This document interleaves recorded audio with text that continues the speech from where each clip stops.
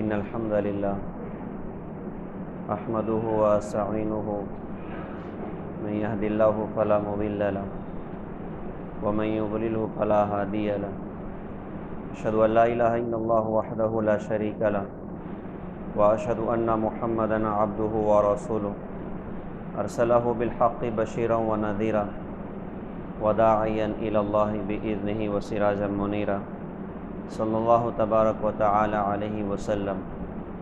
قال الله سبحانه وتعالى: من عمل صالحا من ذكر أو أنثى وهو مؤمن فلنحيينه حياة طيبة. وقال النبي صلى الله عليه وسلم: لا تدخلون الجنة حتى تؤمنوا ولا تؤمنوا حتى تحابوا اولا ادلکم علی شیء اذا فعلتموه تحاببتم افشوا السلام بینکم او کما قال رسول اللہ صلی اللہ علیہ وسلم. محترم بزرگوں، دوستوں اور عزیز دینی بھائی،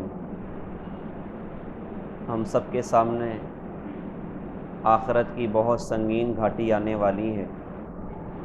دنیا کی زندگی اللہ تعالیٰ نے ہم سب کو آخرت کی زندگی کی تیاری کے لیے دی ہے. اصل تو ہمیشہ کا جہان آخرت کا جہان ہے، باقی رہنے کا جہان آخرت کا جہان ہے. دنیا کی زندگی موت کا شکار ہے، جوانی بڑھاپے کا شکار ہے، صحت بیماریوں کا شکار ہے، اور مل جانا جدائیوں کا شکار ہے. یہاں کی تکلیف بھی فانی ہے، یہاں کی خوشیاں بھی فانی ہیں. اصل آخرت کا جہان ہے. اللہ تعالیٰ نے اور اللہ کے رسول نے جگہ جگہ ہمیں آخرت کی طرف متوجہ فرمایا. ہم سو کر اٹھتے ہیں تو ہمیں دعا سکھائی گئی: الحمدللہ الذی احیانا بعد ما اماتنا والیہ النشور، کہ تمام تعریف اس اللہ کے لیے ہے جس نے ہم کو موت کے بعد دوبارہ زندگی عطا فرمائی. یہاں پر یہ بھی ہو سکتا تھا کہ سونے کے بعد دوبارہ اٹھا دیا. عربی تو مالدار زبان ہے، باقی زبانیں سب عربی سے زکوٰۃ لے کر چلتی ہیں، لیکن عربی کسی اور سے زکوٰۃ لیتی نہیں ہے، بڑی مالدار زبان ہے. تو کیا اس میں سونے اور اٹھنے کے لیے کوئی لفظ نہیں؟ لفظ موجود ہے، لیکن بڑے خوبصورت انداز میں اللہ کے رسول نے اپنی امت کو اس بات کی طرف متوجہ فرمایا کہ جیسے آج اللہ تعالیٰ نے تمہیں عارضی طور پہ مار کے دوبارہ اٹھایا ہے، ایک دن آئے گا کہ اللہ پاک تمہیں حقیقی موت دے گا. اور موت دے کہ یہ نہیں کہ بھئی تم مر گئے تو ختم ہو گئے، اور یہ کہ سارا بدن ریزہ ریزہ ہو گیا، ہواؤں میں، فضاؤں میں، زمینوں میں، سمندروں میں بکھر گیا، اب کون زندہ کرے گا؟ تو یہ بات اللہ کی رسول حضور پاک صلی اللہ علیہ وسلم نے بڑے خوبصورت انداز میں سمجھائی ہے کہ اللہ اپنی قدرت سے زندہ کر کے دکھائے، اور تم مرنے کے بعد دوبارہ زندہ کر کے تم آخرت میں اللہ کے سامنے پیش کیے جاؤ. آخرت کی زندگی ہے، مرنے کے بعد کا جہان ہے. اللہ کے رسول حضور پاک صلی اللہ علیہ وسلم نے اپنی امت کو جگہ جگہ مجھے اور آپ کو آخرت کی طرف متوجہ کیا کہ ہم آخرت کی فکروں کے ساتھ زندگی گزار. اس لیے دنیا کا چالاک انسان کون، سمجھدار انسان کون؟ اللہ تعالیٰ نے اس کائنات میں سب سے زیادہ علم اور سب سے زیادہ عقل جناب محمد الرسول اللہ صلی اللہ علیہ وسلم کو اللہ پاک نے عطا فرمایا. علماء فرماتے ہیں کہ اللہ پاک نے جب عقلوں کو تقسیم فرمایا تو 99% حصہ 100 میں سے حضرت محمد صلی اللہ علیہ وسلم کو عطا فرمایا، اور 1% کو ساری دنیا میں تقسیم کر دیا. بڑے بڑے عقلاء اور بڑے بڑے سمجھ اور سوچ بوجھ کے رکھنے والے، وہ سب 1% میں ان کا اپنا شمار، اور 99 حصہ اللہ تعالیٰ نے حضرت محمد صلی اللہ علیہ وسلم کو عطا فرمایا. تو جو بات حضور پاک صلی اللہ علیہ وسلم فرمائیں گے وہ بات واقعی صحیح ہوگی. اللہ کے رسول نے فرمایا: الکیس من دان نفسہ وعمل لما بعد الموت، فرمایا کہ عقل مند تو وہ ہے جو اپنے موت کے بعد کی زندگی کے لیے عمل کرے. اور واقعی یہی عقل مندی کا تقاضا ہے کہ انسان مرنے کے بعد کی زندگی کو اپنی نگاہوں کے سامنے رکھے.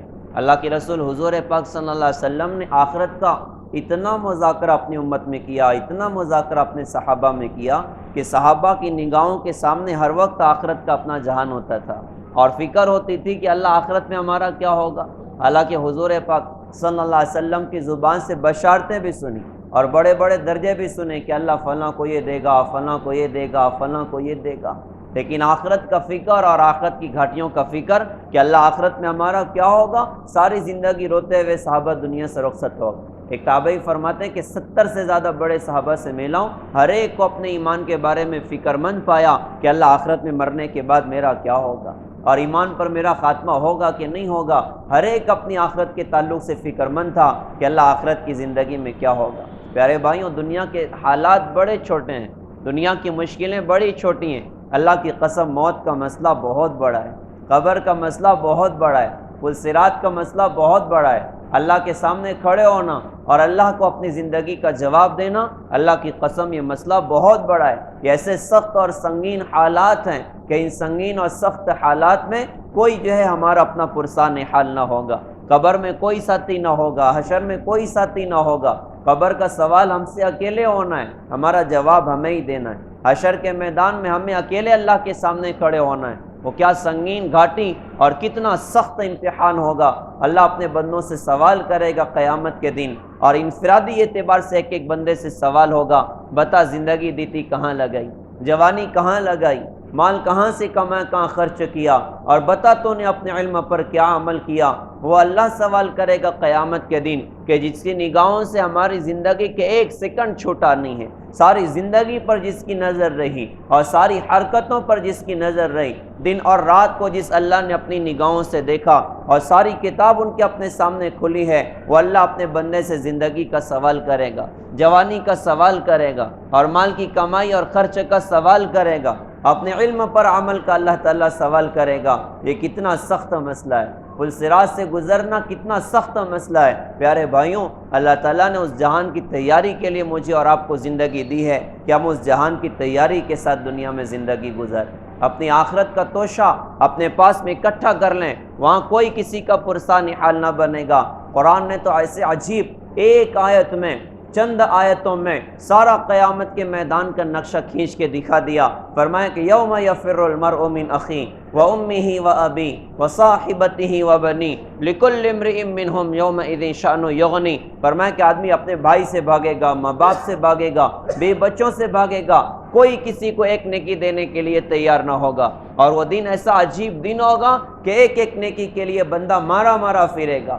ایک نیکی کم پڑ گئی، ماں کے پاس جا کر، ابا کے پاس جا کر، بیوی کے پاس، بچوں کے پاس، بھائیوں کے پاس کہ یار ایک نیکی کم پڑ گئی ہے، دے دو، محتاج ہو گیا ہوں۔ وہ کہیں گے بھئی ہم تو تجھے نہیں پہچانتے، اور آج خود ہمارے سخت مسائل ہیں، ہمیں نہیں پتہ کہ ہمارا کیا ہونا، ہم اپنی نیکی تجھے نہیں دے سکتے۔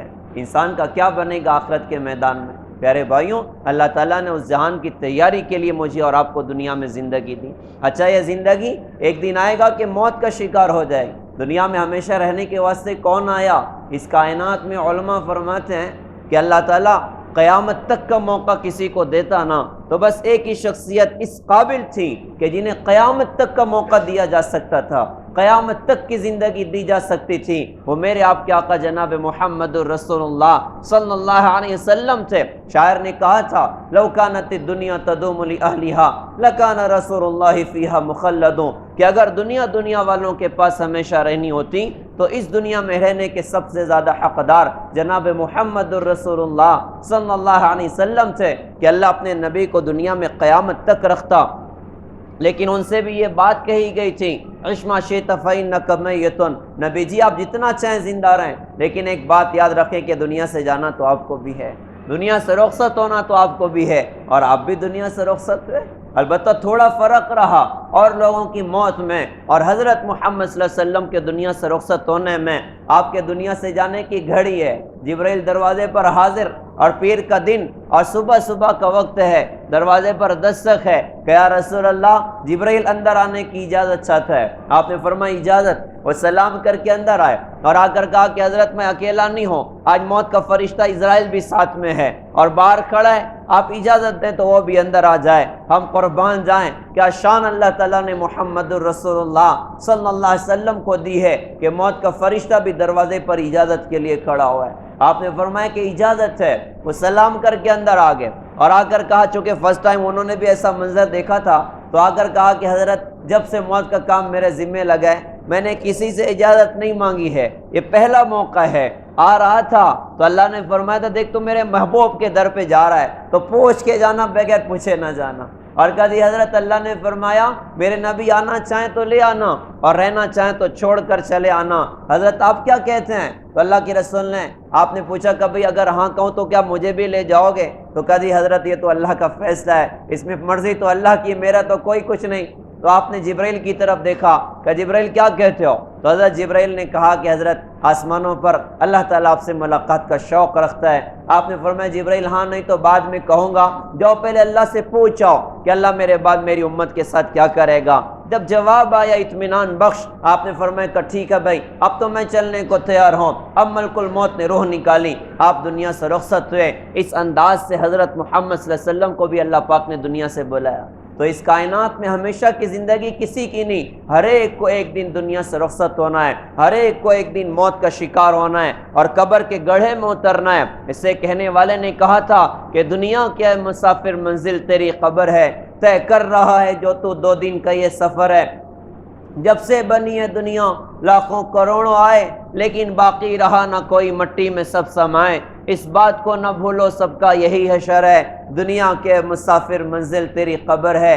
آنکھوں سے تو نے اپنے کتنے جنازے دیکھے اور ہاتھوں سے تو نے اپنے دفنائے کتنے مردے، انجام سے تو اپنے کیوں اتنا بے خبر ہے، دنیا کے ہے مسافر منزل تیری قبر ہے۔ میں اپنی موت کے دن کو یاد کروں، میں اپنی قبر کے اتر جانے کے دن کو یاد کروں، میں اپنے بدن پر مٹیاں ڈالنے کی آواز کو یاد کروں اور لوگوں کے اعلان کو یاد کروں کہ فلاں بن فلاں دنیا سے رخصت ہو گیا۔ میں اپنے کفن کو یاد کروں، میں اپنے قبر کی تنہائیوں کو یاد کروں، منکر نکیر کے سوال جواب ہماری اپنی نظروں کے سامنے ہو اور قبر کی تنہائیاں ہماری اپنی نظروں کے سامنے ہو۔ وہ کیا دن ہوگا، لوگ غسل میت دیں گے، کفن کی چادریں پہنائیں گے۔ آج تو ہم نے خود سے غسل کیا، آج خود سے کپڑے پہنے، وہ دن بھی کیا دن ہوگا کہ لوگ غسل میت دیں گے اور کفن کی چادریں پہنائیں گے اور اٹھا کر ہمارے اپنے گھروں سے نکالیں گے۔ نماز جنازہ پڑھی جائے گی اور قبر کے گڑھے میں اتارا جائے گا اور پھر منو من مٹیاں ہمارے اوپر ڈالی جائیں گی۔ ہم نے کتنوں کی قبر پہ مٹیاں ڈالی ہیں، ایک دن آئے گا لوگ ہماری بھی قبر پہ مٹی ڈال کے چلے جائیں۔ اور بڑی عجیب بات ہوتی ہے، آدمی مٹی ڈالنے کے بعد اپنے ہاتھ کو جھاڑتا ہے، فطری چیز ہے۔ تو ظاہر کیا پیغام یہ ہے، بھیا تو جان تیرا عمل جانے، ہمیں تجھ سے واسطہ کوئی نہیں، ہمیں دنیا میں ڈھیر سارے کام اور بھی کرنے ہیں۔ لوگ مٹیاں ڈال کے چھوڑ کے چلے جائیں گے۔ وہ قبر کی تنہائی کی رات کیسی عجیب ہوگی، وہ قبر میں منکر نکیر کا سوال جواب کیسا عجیب ہوگا اور قبر کی تنہائیاں کیسی عجیب ہوں گی۔ دائیں بائیں اوپر نیچے مٹی کا ڈھیر ہوگا اور پھر بتایا گیا یہ قبر یہ صرف مٹی کا گھڑا نہیں ہے، یہ قبر جو ہے عمل کا صندوق ہے، یہ یا تو جنت کا ایک باغ ہے یا جہنم کا ایک گھڑا ہے۔ پیارے بھائیوں، اب ہم پھوٹی قبر دیکھ کر اس میں دھوکہ نہ کھا جائیں، یہاں کچھ بھی نہیں ہو رہا ہے۔ اللہ کی قسم یہ مٹی کی آنکھ اس قابل نہیں کہ قبر کے حالات کو اپنی نگاہوں سے دیکھ سکے۔ ہمارے آقا حضور پاک صلی اللہ علیہ وسلم نے فرمایا کہ میں وہ دیکھتا ہوں جو تم نہیں دیکھتے اور وہ سنتا ہوں جو تم نہیں سنتے۔ قبر میں ایسا سخت حال ہوتا ہے کہ اگر مجھے اس بات کا خوف نہ ہوتا کہ تم ڈر اور خوف کی وجہ سے اپنے مردوں کو دفن کرنا چھوڑ دو گے تو میں اللہ سے دعائیں کرتا کہ اللہ میری امت کو بھی عذاب قبر سنا دے، ان کو دکھا دے۔ پیارے بھائیوں، بڑے سخت حالات قبر کے ہیں، تو ایک دن آئے گا کہ قبر کی گھاٹی میں ہم بھی اتار دیے جائیں گے، قبر کے گڑھے میں ہم بھی اتار دیے جائیں گے۔ یہ زندگی اللہ تعالیٰ نے بڑی قیمتی دی، بڑا حصہ زندگی کا گزر چکا، بڑا وقت زندگی کا گزر چکا، پتہ نہیں کس کی زندگی کی شام آ چکی ہے، اللہ ہی بہتر جانتا ہے۔ کس کی زندگی اپنے آخری ایام کے ساتھ گزر رہی، آخری دنوں کے ساتھ گزر رہی۔ آج جمعہ کا دن ہے، کتنے لوگ ہوں گے جن کو جمعہ کے دن دنیا سے رخصت ہونا ہے، انہیں پتہ نہیں ہماری زندگی کا آخری دن آ چکا ہے۔ اسے تعلیم دی گئی کہ صبح ہو جائے تو شام کا انتظار نہ کرنا اور شام ہو جائے تو صبح کی زندگی کا انتظار نہ کرنا۔ کتنے صبح دیکھنے والے اگلی شام ان کا اپنا مقدر نہیں ہوتی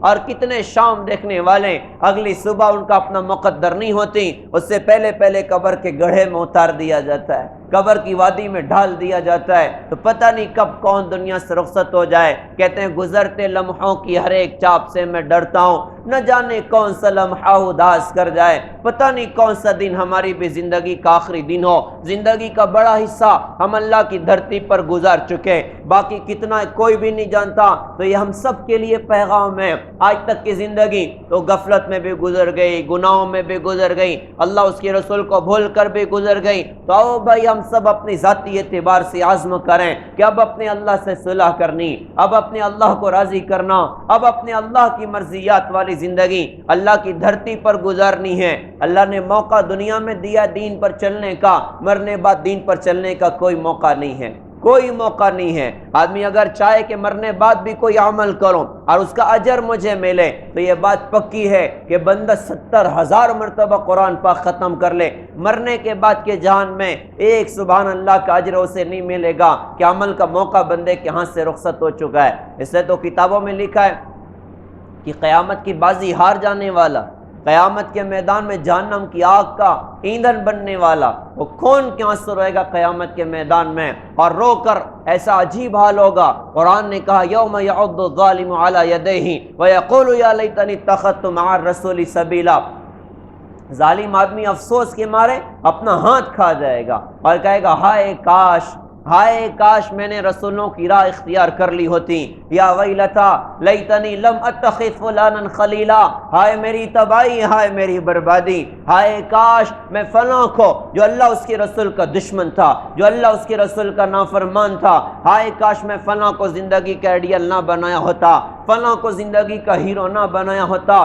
وہ خود بھی تباہ ہوا، میری بھی تباہی کا ذریعہ بنا۔ لیکن یہ افسوس کرنا انسان کے کوئی کام نہ آئے گا۔ آج اللہ نے عمل کا دن دیا ہے، آج اللہ نے عمل کا موقع دیا ہے، تو بھائی اللہ سے صلح کرنے والے بنے، ہم اللہ کو راضی کرنے والے بنے، ہم اللہ سے توبہ تلہ کرنے والے بنے۔ اللہ کی قسم دنیا کے حالات کا حل رجوع الی اللہ ہے، آخرت کے مسائل کا حل رجوع الی اللہ ہے کہ ہم اللہ کی طرف رجوع کریں، ہم اللہ کو راضی کریں، کیونکہ کائنات میں ایک پتا بھی اللہ کی مرضی کے بغیر نہیں ہلتا۔ ہمیں یہ سکھایا کہ تم اللہ کو راضی کرنے والے بن جاؤ، تم اللہ کے در پر جھکنے والے بن جاؤ، اللہ دنیا اور آخرت میں تمہارے کام اللہ بنا کے دکھائے گا، مشکلوں کو اللہ حل کر کے دکھائے گا۔ اللہ کی قدرت ایسی، اللہ کی طاقت ایسی، اللہ کی ذات ایسی، کہا کہ جس بات کا فیصلہ اللہ کر لے، اللہ کے فیصلے کے لیے اللہ کو کچھ کرنا نہیں پڑتا، ان کا کن کہنا، ان کا ارادہ کرنا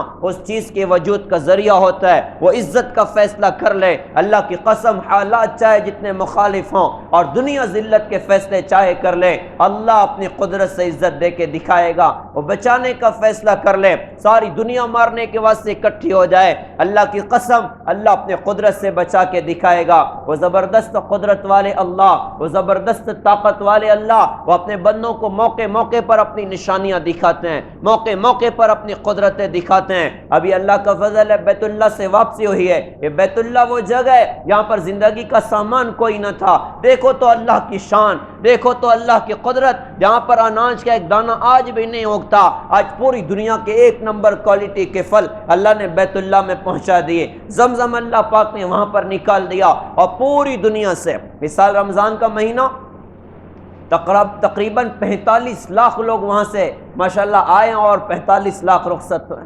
آپ اندازہ لگائیے کہ ایسی زبردست آبادی اللہ پاک نے کر کے دکھائی جہاں پر آبادی کا تصور کوئی نہیں۔ ابراہیم علیہ السلام جب بچے کو اور بیوی کو لے کر پہنچے، چاروں طرف وادی کو دیکھا، دیکھ کر حیران ہیں، آنکھیں پھٹی ہوئی ہیں، لیکن سامنے اللہ کا حکم ہے، اور ابراہیم علیہ السلام کا مزاج وہ مزاج تھا کہ تو نہ روٹے مجھ سے یا رب، تیرا روٹنا ہے غضب، یوں میں راضی ہوں تجھ سے، مجھے چاہے زمانہ چھوڑ دے۔ پیارے اللہ، آپ کے حاصل کرنے کے لیے، آپ کو راضی کرنے کے لیے جو قربانی مانگنی ہو مانگ لیجئے، یہ آپ کا بندہ ابراہیم ہر شے آپ کے نام پہ قربان کرنے کو تیار ہے۔ بے بچوں کو اللہ کے حکم پہ چھوڑا، واپسی کی تیاری شروع کی۔ ہاجرہ کہنے لگی حضرت آپ کہاں جا رہے ہیں چھوڑ کر، یہاں زندگی کا سامان کوئی نہیں۔ ابراہیم علیہ السلام خاموش ہیں، حضرت حاجرہ نے پھر کہا کہ حضرت یہاں تو پانی بھی نہیں، کھانا نہیں اور کوئی انسان کا وجود نہیں، آپ کہاں چھوڑ کے جا رہے ہیں؟ ابراہیم علیہ السلام خاموش ہیں۔ حضرت حاجرہ سمجھ گئیں، کہا کہ حضرت کیا یہ اللہ کا حکم ہے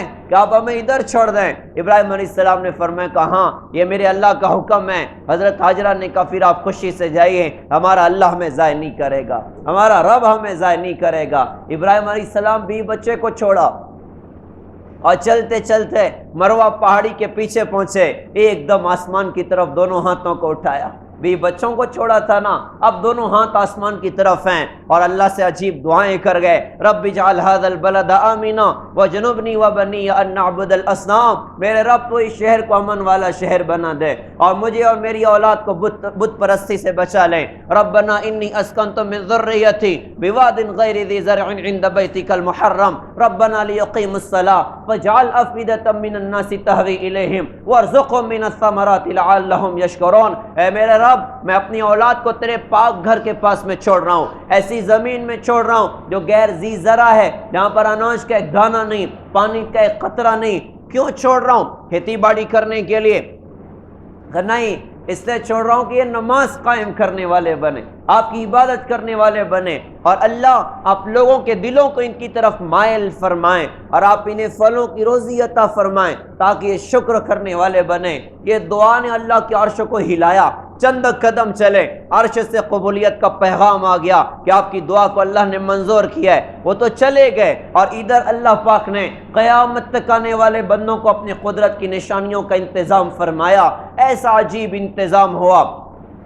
حضرت حاجرہ پیاس کی شدت سے حلق کانٹا بن رہی ہے، بچہ پیاس سے تڑپ رہا ہے۔ حضرت حاجرہ نے سوچا کہ چلو ایک کام کرتی ہوں، پہاڑی پر چڑھتی ہوں، شاید کوئی قافلہ نظر آئے تو انتظام ہو جائے۔ صفا پہ مروہ پہ صفا پہ مروہ پہ 7 چکر لگائی، اللہ سامنے ہے، اللہ کے نام پہ یہ قربانیاں ہیں۔ دوڑنا عبادت نہیں ہوا کرتا، لیکن اللہ کے نام پہ دوڑنا اس بندی کا اللہ کو اتنا پسند آیا کہ قیامت تک آنے والے حاجیوں کو اللہ پاک نے دوڑا دیا اور زائرین کو اللہ پاک نے دوڑا دیا کہ یہاں آؤ تو دوڑو۔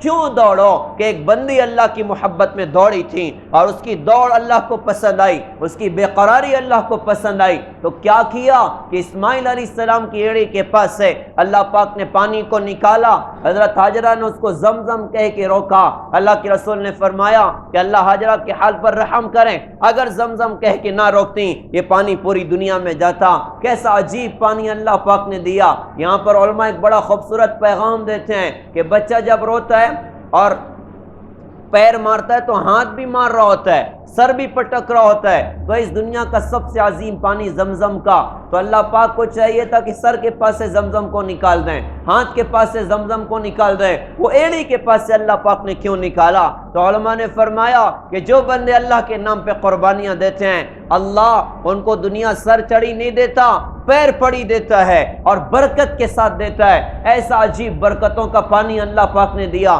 یہاں پر بیٹھا ہوا ہر بندہ الحمدللہ اس نے زمزم کا پانی یقیناً پیا ہوگا، ساری دنیا کو اللہ پاک نے پہنچایا۔ 45 لاکھ کا مجمع تھا، مقامی لوگ اس کے علاوہ وہ سارے زمزم پی رہے، کم نہیں ہوا، لاکھوں لاکھ لوگ آتے ہیں، کروڑوں لوگ آ کے گزر جاتے ہیں، زمزم ختم نہ ہوا۔ پیارے بھائیوں، اللہ نے بیت اللہ کو آباد کیا، زمزم کا پانی نکالا اور اپنی نشانیاں قیامت تک آنے والے اپنے بندوں کو بتائی ہے کہ دیکھو تمہارا اللہ کیسے قدرت والا، کیسی طاقت والا۔ یہ ہم سب کے لیے پیغام ہے کہ اس اللہ کی طرف رجوع کرنے والے بنے، اس اللہ کو راضی کرنے والے بنے، اللہ کو خوش کرنے والے بنے۔ یہ قرآن کا پیغام ہے، فَفِرُّوا إِلَى اللَّهِ، ارے لوگوں تم اللہ کی طرف دوڑ جاؤ، پیسوں کی طرف نہ دوڑنا، ملک مال کی طرف نہ دوڑنا، چیزوں کی طرف نہ دوڑنا۔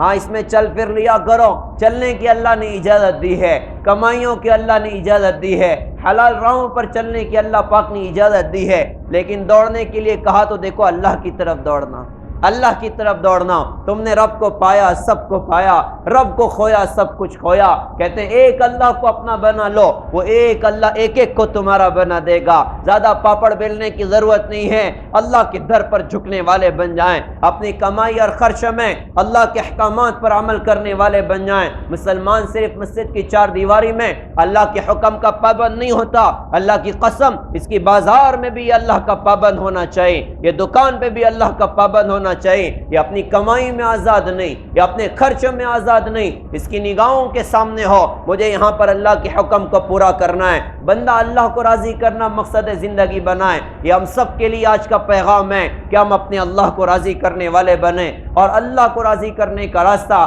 کالی کملی والے، سنہری جالی والے، سبز گنبد کی مکین، وجہ تخلیق کائنات، محبوب رب العالمین، مزمل و مدثر طہ و یاسین، احمد مجتبی محمد مصطفیٰ، ہمارے آقا جناب محمد الرسول اللہ صلی اللہ علیہ وسلم ہے کہ ہم اپنے نبی کے غلام بنیں، ہم اپنے نبی کے عاشق بنیں، ہم اپنے نبی کی سنتوں کو اپنی زندگی میں جگہ دینے والے بنیں۔ ابھی ہماری زبان پر بس یہ جملہ ہے، بس ابھی ہماری زبان پر یہ جملہ ہے کہ حضور کے طریقے میں کامیابی ہے، اللہ کے رسول کے طریقے میں کامیابی ہے، یہ یقین کی حد تک نہیں پہنچا، یہ دل کی گہرائیوں میں نہ اترا، ورنہ ہر آدمی اپنا جائزہ لے کہ میری زندگی میرے نبی کی سنت پر کتنی ہے، کیا میری زندگی میں نماز ہے، کیا میری زندگی میں روزہ ہے، کیا میری زندگی میں ماں باپ کے حقوق کے ادا کرنے کا اہتمام ہے، کیا میری زندگی میں ہر موقع پر حضور کی سنتوں کے ادا کرنے کا اہتمام ہے۔ ہم زندگی کا جب جائزہ لیں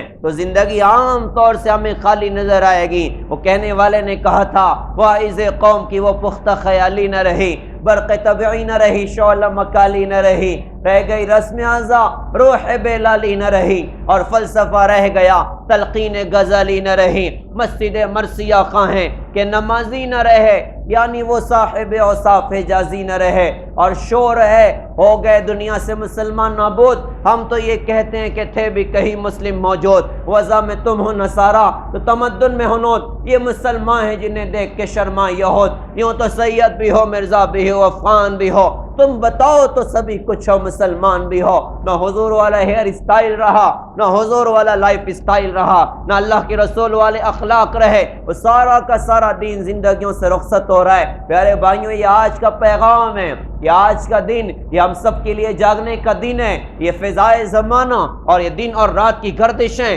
اور یہ دنیا کے انقلابات اور دنیا کے نظام کی تبدیلیاں، یہ سارے مسلمانوں کو پیغام دے رہی۔ یہ وقت مسلمان کی توبہ کا، یہ وقت مسلمان کے دین پر آنے کا۔ ہمارا دین یہ دنیا کے بھی مسائل کا حل ہے اور یہ آخرت کے بھی مسائل کا حل ہے۔ عقل قبول کرے نہ کرے، دماغ قبول کرے نہ کرے، لیکن اللہ کی قسم ہمارے مسئلوں کا حل یہ ہے کہ حضرت محمد صلی اللہ علیہ وسلم کے پیچھے چلیں، آپ کی زندگی کو زندگی میں جگہ دیں، اللہ کے احکامات پر بھی عمل کریں، بندوں کے حقوق کو بھی اہتمام کے ساتھ ادا کرنے والے بنیں۔ ہمارے اسلام میں یہ بیلنس قائم کیا گیا کہ ہمیں اللہ کے حقوق بھی ادا کرنے ہیں اور بندوں کے حقوق بھی ادا کرنے ہیں، تو اللہ کے احکامات پر ہم عمل کرنے والے بنیں، نماز اپنی زندگی کا حصہ بنے، ہمارے خاندان میں کوئی بے نمازی نہ ہو، گھر گھر نمازوں کا اہتمام ہو، نمازوں کی پابندی ہو، اللہ نے مال دیا زکوٰۃ دینے والے بنے، صدقہ خیرات کرنے والے بنے۔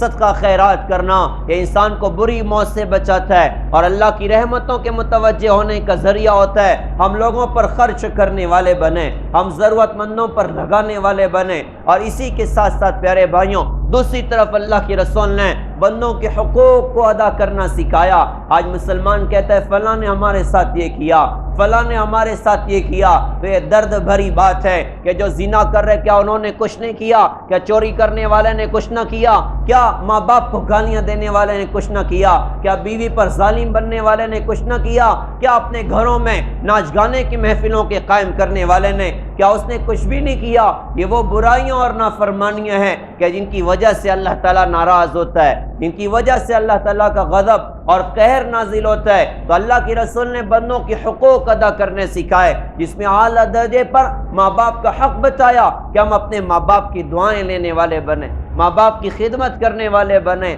ماں کا مقام کتنا اونچا، باپ کا مقام کتنا اونچا۔ آپ نے فرمایا کہ ماں کے قدم کے نیچے جنت ہے، آپ نے فرمایا کہ باپ جنت کے دروازوں میں سے ایک دروازہ ہے۔ آج کتنی مائیں معاف کرنا مسجدوں کے دروازوں پر کھڑے ہو کر بھیک مانگتی ہیں اور زبان حال سے کہتی ہیں ارے لوگوں اللہ کے نام پہ 2-4 روپیہ دے جاؤ۔ میں وہ بدقسمت بوڑھی عورت ہوں کہ جس کی کوکھ سے نکلی ہوئی اولاد آج اس سے پوچھنے کو تیار نہیں ہے، ٹھوکروں میں میری زندگی گزر رہی، 2-4 روپیے دے جاؤ میری روٹی کے انتظام ہو جائیں۔ کتنے بوڑھے باپ آج مسجدوں کے دروازوں پر کھڑے ہو کر بھیک مانگتے ہیں اور زبان حال سے کہتے ہیں کہ لوگوں اللہ کے نام پر 2-4 روپیہ مجھ غریب کو دے جاؤ، میں وہ بدقسمت بوڑھا ہوں کہ میرا اپنا سگا بیٹا مجھے پوچھنے تیار نہیں ہے، جس کو گود میں اٹھایا تھا، جس کو کاندھے پہ بٹھایا تھا، جس کو لاکھوں بوسے دیے، جس کی پیشانی کو چوما، جس کے گال کو چوما، جس کے مستقبل کو سنوارنے کی خاطر میں نے اپنے حال کو گھلا دیا، میں نے اپنی جوانی کو گھلا دیا،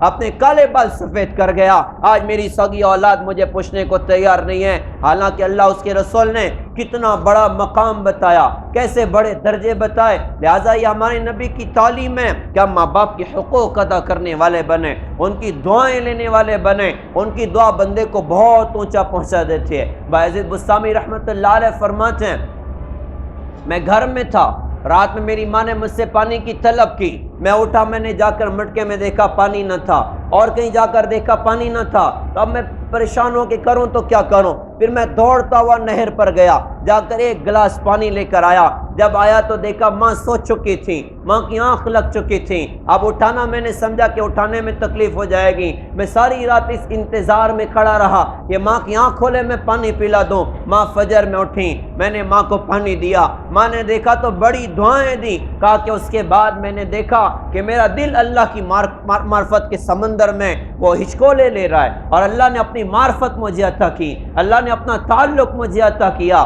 پیارے بھائیوں، رات کی تنہائیوں میں اللہ کی عبادت یہ تو ضرور اللہ تک بندے کو پہنچاتی ہے، لیکن یاد رکھنا کہ ماں کی دعائیں اللہ پاک کے دربار میں بندے کو اعلیٰ مقام دلوا دیتی ہیں، باپ کی دعائیں اعلیٰ مقام دلوا دیتی ہیں، لہٰذا ماں باپ کی ہم خدمت کرنے والے بن۔ اللہ نے بیوی عطا فرمائی، اس کے حقوق کو ادا کرنا یہ شوہر کی ذمہ داری۔ اللہ نے اولاد دی ہے، ہم اپنی اولاد کی تربیت کریں، ہم اپنی اولاد کے ایمان کی حفاظت کریں، ہم اپنی اولاد کو اللہ کا عاشق بنائیں، اللہ کے رسول کا عاشق بنائیں۔ جیسے ایک زمین پر محنت نہ ہو تو بنجر ہوتی ہے، زرخیز سے زرخیز زمین بھی، پھر کانٹے دار جھاڑیاں اس میں پیدا ہوتی ہیں۔ ہائے رے ہائے، ہماری نسلیں آج بنجر ہوتی جا رہی، ہماری نسلیں آج بنجر ہوتی جا رہی، نہ اللہ کا پتہ، نہ اللہ کی رسول کا پتہ، نہ اسلامی تعلیمات کا پتہ، نہ صحابہ کی زندگیوں کا پتہ۔ 10 صحابہ کے نام پوچھ لو نوجوان سے، 10 صحابہ کے نام گنانا مشکل ہے، 100 ناچنے والوں کا نام پوچھ لو۔ درد کی بات ہے، درد سے کہہ رہا ہوں، کسی پر اعتراض کوئی نہیں، 100 ناچنے والوں کا نام تو نئی نسل کو پتہ ہے، 10 صحابہ کا نام نہیں پتہ ہے، 10 نبیوں کا نام نہیں پتہ ہے۔ اور میں نے کتنے نوجوانوں سے شہر میں ملاقات کی، میں نے کہا بتاؤ اپنے نبی کا نام کیا ہے، 10 سے زیادہ نوجوان ایسے ملے جنہیں پتہ نہیں تھا کہ ہمارے نبی حضرت محمد صلی اللہ علیہ وسلم ہے۔ پیارے بھائیوں، آج اپنی نسل کی حفاظت کی بڑی ضرورت ہے، باطل چاہے جتنی کوششیں کریں، ہم اپنی اسلامی تعلیمات پر عمل کر کے اپنے بچوں کو دیندار بنا دیں، اپنی بچیوں کو دیندار بنا دیں، اللہ اس کے رسول کا تعارف انہیں کرا دیں۔ اللہ کی قسم، ساری دنیا کی کرنسیاں اکٹھی ہو جائیں، ان کے ایمان کے سودے نہیں کر سکتے، ساری دنیا کی ظالم قومیں اکٹھی ہو جائیں، ان کے ایمان کا سودا نہیں کر سکتے کہ انہوں نے اللہ اس کے رسول کو پہچان لیا ہے۔ لہٰذا اپنے بچوں کی تربیت کرنا، اور پھر آخری پیغام یہ ہے کہ اللہ کی رسول حضور پاک صلی اللہ علیہ وسلم نے ہمیں اچھے اخلاق سکھائے ہیں، ہم ہر مسلمان کے ساتھ اچھا سلوک کریں، بلکہ ہر انسان کے ساتھ اچھا سلوک کرنے والے بنیں۔ اللہ کی رسول حضور پاک صلی اللہ علیہ وسلم نے ارشاد فرمایا، کہا کہ میں اس شخص کے لیے جنت کے اطراف میں گھر دلانے کی ذمہ داری لیتا ہوں جو حق پر ہوتے ہوئے جھگڑا چھوڑ دے، اور میں اس شخص کے لیے جنت کے درمیان میں گھر دلانے کی ذمہ داری لیتا ہوں جو مذاق میں جھوٹ بولنا چھوڑ دے، اور میں اس شخص کے لیے جنت کے اعلیٰ درجات پہ گھر دلانے کی ذمہ داری لیتا ہوں جو اپنے اخلاق اچھے بنا لیں۔ اور اچھے اخلاق ہیں توڑنے والے سے جوڑنا، ظلم کرنے والے کو معاف کرنا، اور اپنی عطا سے محروم کرنے والے کے اوپر احسان کرنا۔